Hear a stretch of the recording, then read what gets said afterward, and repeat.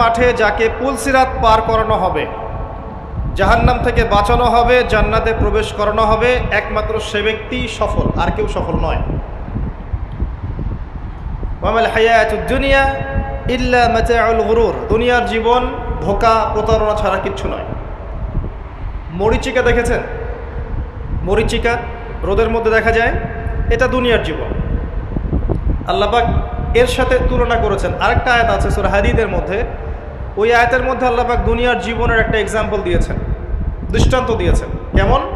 আল্লাহ বলছেন ই'লামু, তোমরা জেনে রাখো, তোমরা সবাই জেনে রাখো, আন্নামাল হায়াতুদ দুনিয়া লাইবুন ওয়া লাহু ওয়া জিনাতুন ওয়া তাফাখুরুম বাইনাকুম ওয়া তাকাসুর। তোমরা জেনে রাখো দুনিয়ার জীবনটা হচ্ছে খেলাধুলা। ছোট বাচ্চা যারা থাকে এরা খেলাধুলা ছাড়া কিছু বোঝে? ওদের কাছে দুনিয়াটা এমনই খেলার মতো।